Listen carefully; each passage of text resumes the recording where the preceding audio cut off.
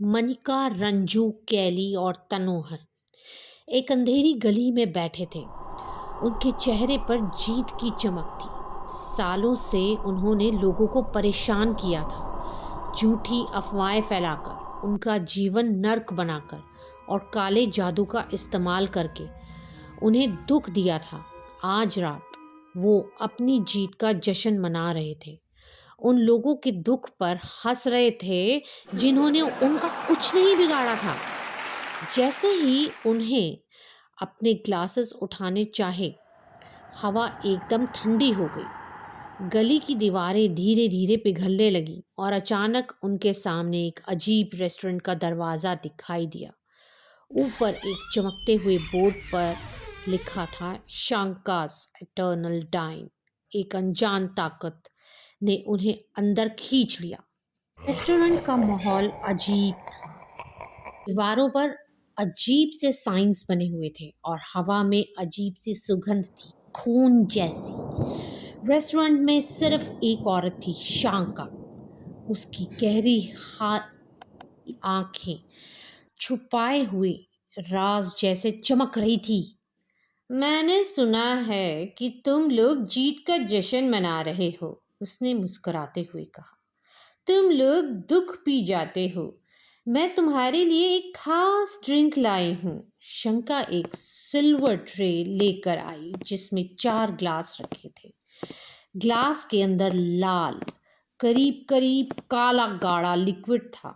उसमें अजीब चीजें तैर रही थी, बिल्ली की आंखें और सांप की खाल के छोटे छोटे टुकड़े। मनिका हंसी। ये कौन सी फैंसी ड्रिंक है? शांका ने धीरे से कहा, ये शरबत एक दर्पण है। एक एक घूंट पीने के साथ तुम वही महसूस करोगे जो तुम्हारे शिकारों ने महसूस किया, उनका दुख, उनका डर, उनका शोक। लेकिन एक चीज याद रखना, एक बार पीने के बाद तुम्हारी आत्मा मेरी हो जाएगी। चारों ने एक दूसरे की तरफ देखा और जोर से हंस पड़े। आत्मा। हमें क्या डर। एक एक करके उन्होंने ग्लास उठाया और पिया। और फिर उनके लिए असली भयानक रात शुरू हुई। मनिका का श्राप उसकी आंखों के सामने आया। जैसे ही शरबत उसके गले से उतरा, उसकी आंखों के सामने सब कुछ बदलने लगा। वो अचानक उस लड़की के घर में थी जिसे उसने सालों से परेशान किया था, मगर कुछ अलग था। मनिका अपनी हालत देखती है, अब वो लड़की बन चुकी थी। उसने अपने आप को दर्पण में देखा, एक डर से कांप रही लड़की जिसके गालों पर आंसू के निशान थे। बाहर अंधेरा था और हवा में एक अजीब सी सरसराहट थी। अफवाहें, झूठी बातें, ताने, एक एक शब्द उसके दिल को छुरी की तरह चीर रहा था।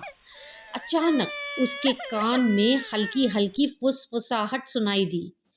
धीरे धीरे वो आवाजें तेज हो गई। मनिका चोर है, मनिका एक डायन है, मनिका एक शैतान है। मनिका का दिमाग फटने लगा।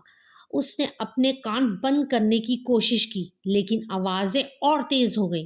तभी उसके सामने एक परछाई उभरी, उसका अपना असली रूप, जो उस पर हंसी उड़ा रहा था।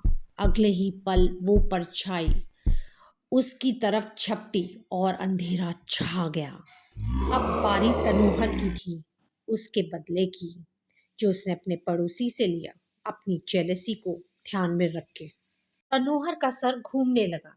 जैसे ही उसकी आंखों के सामने अंधेरा छटा, वो अपने पड़ोसी के घर के अंदर था, मगर वो खुद नहीं था। वो उस पड़ोसी का पिता बन चुका था जिसके घर में वो सालों से चीजें फेंक रहा था, उन्हें दुख दे रहा था, उनके दुख का मजाक उड़ा रहा था। तनोहर ने देखा कि उसका परिवार डर से कांप रहा था।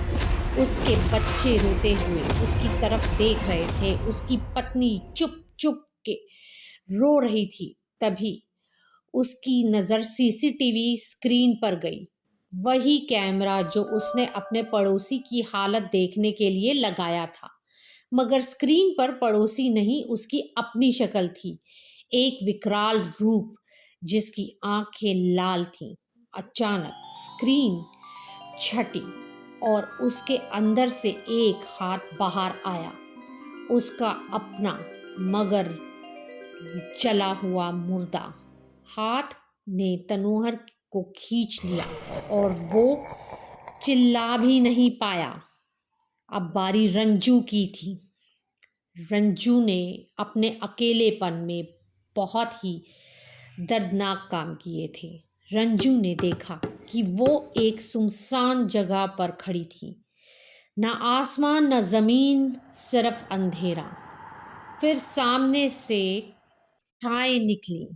उसके सारे पुराने पति एक एक करके वो उसके सामने आए। उनकी आंखें खाली थी, उनके चेहरे निराश थे। तुम स्वार्थी हो, तुम्हारे अंदर प्यार नहीं, तुम सिर्फ दूसरों से जलती हो। रंजू उन्हें हाथ लगा के आगे बढ़ी, मगर उसका हाथ सिर्फ हवाओं को छू रहा था। तभी एक बड़ा सा साया उठा और उस पर टूट पड़ा और वो सदा के लिए अंधेरे में समा गई।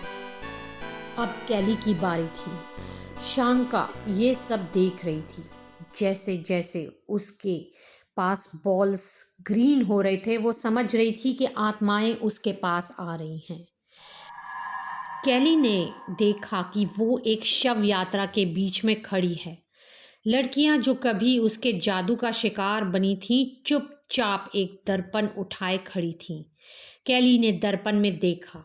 उसकी अपनी तस्वीर थी, एक बुढ़ी, विकराल और बदसूरत औरत जिसके चेहरे पर शैतानी निशान थे। लड़कियों की आंखों से काला आंसू धीरे धीरे बह रहा था। उन्होंने बोला, तुमने हमें श्रापित किया, अब हम तुम्हें श्रापित करते हैं। दर्पण से एक काला हाथ निकला जो कैली के गले को पकड़ के जकड़ लिया। उसकी चीखें हवा में गूंज गईं, लेकिन कोई सुनने वाला नहीं था। अब शांका जानती थी कि यह आखिरी भोजन की तैयारी है। उसके रेस्टोरेंट में एक बार फिर अपने असली रूप में आए ये चारों, मानिका, रंजू, कैली और तन्हुहर, अपनी कुर्सियों पर बैठे थे, लेकिन अब वो सिर्फ खाली पुतले जैसे दिख रहे थे। उनकी आंखें अनदेखी शून्य में देख रही थीं। शांका ने एक गहरी सांस ली और उनके खाली ग्लास उठा लिए। हमेशा सोचते हैं कि उन्हें कुछ नहीं होगा, उसने धीरे से कहा। काउंटर के पास एक हरा प्रकाश चमका। लूसीफर ने उसकी भेजी हुई आत्माओं को स्वीकार कर लिया। रेस्टोरेंट का दरवाज़ा खुला और उनकी कुर्सियां खाली हो गई। उनके होने के एक भी निशान नहीं बचे। तो दोस्तों, आपने इस स्टोरी से क्या सीखा?